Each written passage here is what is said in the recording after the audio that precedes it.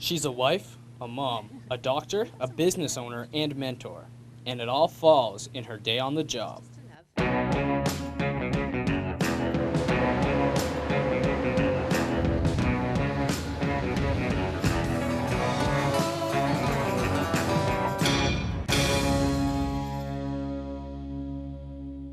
From small animals to horses, Dr. Brenda Gough cares for them all, and she knew very early on in her life that she wanted to be a veterinarian. I think I was about 3. My dad was a vet, and I think both of my parents working in the vet clinic had always instilled in me that love of animals. But watching Dad and what he could do to try to heal them and make them better, I think had always inspired me. And I mean, I'd always had the desire to be a vet. In fact, my mom and dad actually laminated my grade 3 paragraph, you know, when I grow up, I want to be a vet just like my dad. And they gave that to me at my graduation. And I thought, you know what, that really hits home that these dreams start young. And, you know, despite some of the obstacles that can get in your way, it's very much worth all the effort and time it takes to get to be a vet. It's the coolest job. Dr. Gough is a full-time vet at Park Road Veterinary Clinic in Brantford and also owns the Southern Cross Equestrian Academy in Burford. Honestly, I love people, so it's just when I'm at the clinic, I have a hard time keeping the appointment times short because I'm chit-chatting away and having a good time. I like to explain everything to everybody, so I do spend probably an exorbitant amount of time going over things with my clients at the clinic. And I also like to know about my clients, right? I want to know and understand them and what they want for their pet. Because I think everybody ultimately wants the best veterinary care. They want their pets to live forever, as do I. So we spend a lot of time talking about that kind of thing and how we can make that happen. Well, I can't make them live forever, but I do my best. But then just, you know, you come home and I've got again, a great group of people who ride out here, so it's a social thing. Today, Dr. Gough is being briefed on her patients for the day. Twice a day, so. It's actually not bad. Like, no. She's in the good range, so that's okay. No, and I don't expect it'll be ever No. probably normal based on the fact that we're riding on insulin. So, yeah. But we'll see whether we need to. That's all right. So that's okay for, Saturday. you can put that over here? Okay, so this young lad, his name is Black. He's been rescued by a wonderful lady in the community who does this on a regular basis. But we have just tested him, and he's positive for FIV, which is feline immunodeficiency virus, which is the same as HIV in humans, not transmissible to humans, but it certainly can have the same effect on cats.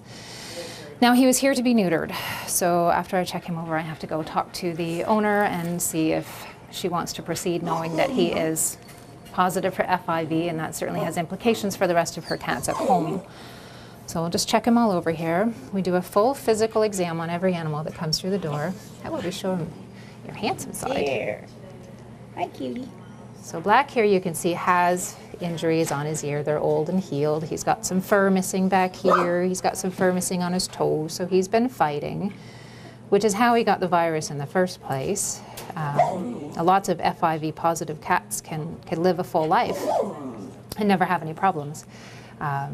It's just unfortunate because I think that she was planning, because he's a little bit on the wild side, she was planning on neutering him and releasing him again. But she can't ethically do that now because he would just go and infect other cats. So at this point we have to decide, do we euthanize, which is certainly not something I want to do, or do we try to find a home for him where there's other FIV positive cats? So his heart and lungs are perfectly fine. You'll notice, like most women, I can multitask, which means I can listen to heart and lungs and still chat at the same time. Is this common in cats? Is this outdoor cats? Yes. Yeah, which is why we prefer them to be spoiled, rotten indoor cats rather than outside cats. They live longer. They don't get these viruses. They just live better lives. I'm sorry, he's FIV positive. He is, and he's got a retained testicle too. Well, the one testicle isn't in his sac, so it's just up in the groin area, so it's easy enough. We can still fix him. That's not a problem, but I don't know what you want to do with him. Okay. All right, thank you, Christine. Okay, we'll talk to you later. Bye. Yes, she's going to take him. She's going to foster him so we get to neuter him and find him a home. This is Leo. Leo belongs to Kathy, who works at the front desk here. Leo has just been recently diagnosed as being diabetic. So what we're doing here today is we're checking his blood sugar and we're going to give him his insulin. We may have to make some adjustments to the insulin dosage, but right now we're just checking him to see where he's at. Now with cats, to take blood, you would normally use the jugular vein or the front leg. Sometimes we use the vein in the hind leg as well. But in his case, and especially because we're doing repeated blood tests on him, we like to take it from the little tiny vein that's right along the ear margin. Do you want me to hold it, Dee, or That's okay. You're good? Okay. All we need is a tiny drop of blood.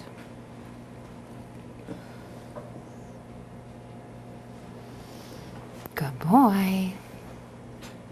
Leo's an excellent patient. He just freezes to the table.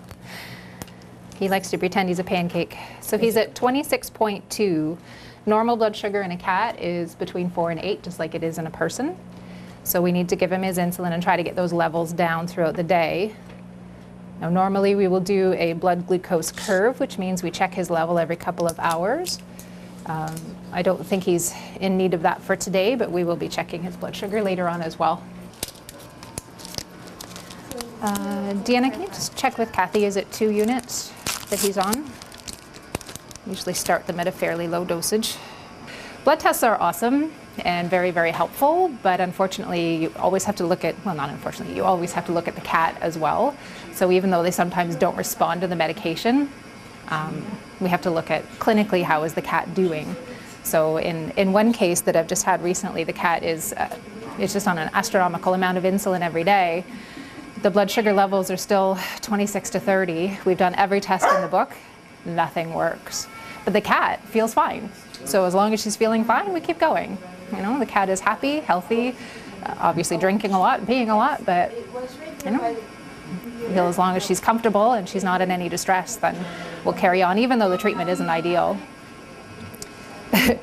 Leo, as you can see, is not the happiest of patients. He's a pretty cooperative boy, but I think he'd rather be at home on the couch. So in cats, when we're giving insulin, we usually find the spine and we'll go a couple inches on either side. Usually in the shoulder area, they seem more comfortable.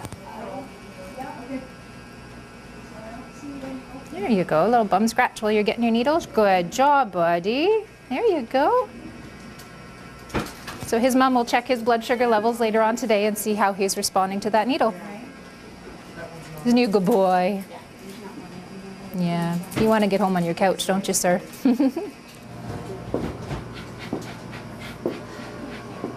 So Lou here is being tested for a disease called Cushing's disease. So what that means, if you have Cushing's disease, your body produces too much of its own steroid, which makes you drink more, pee more, and there's a lot of changes in the blood work. So he has those changes in his blood work. We need to confirm with the test whether or not he is truly dealing with Cushing's disease. It's a disease that's not easy to treat, but it certainly can be managed. So what they're doing is they're taking a blood sample and they're going to check his cortisol levels. They're going to give him an injection of what's called ACTH, and they're going to see how his body reacts to that by checking his cortisol levels again in 1 hour and 2 hours after that injection. This injection has absolutely no effect on him whatsoever. What we're looking for is his body's response to it. So there's no harm or invasiveness in doing this test or procedure. It's fairly straightforward. Good boy, Lou. You're so brave. The paper records, I feel like I've got something right in front of me that I can see and work with. When it's all in the computer and you're trying to work with the animal, it's hard to keep looking back and forth to see what's going on. Hi, handsome. I know.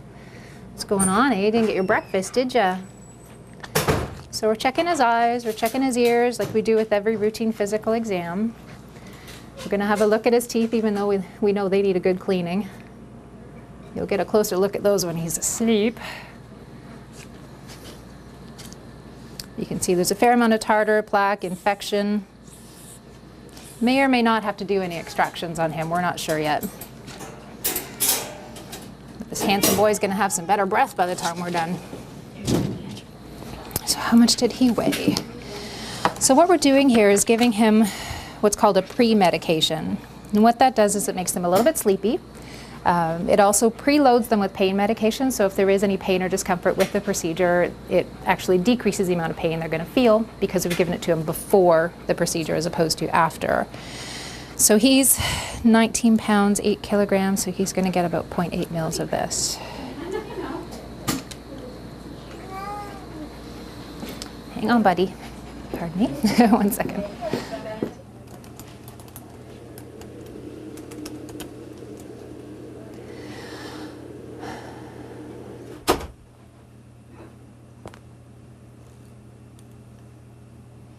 So basically when we're doing a dentistry, all the same things are happening as when we go to the dentist.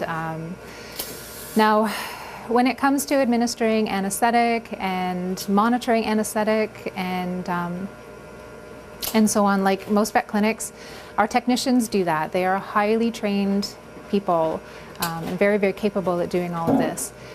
So while I've gone to vet school to learn how to do all this as well, my job really is to diagnose and prescribe. But the technicians do the bulk of the testing, the treatments, administering the anesthetics.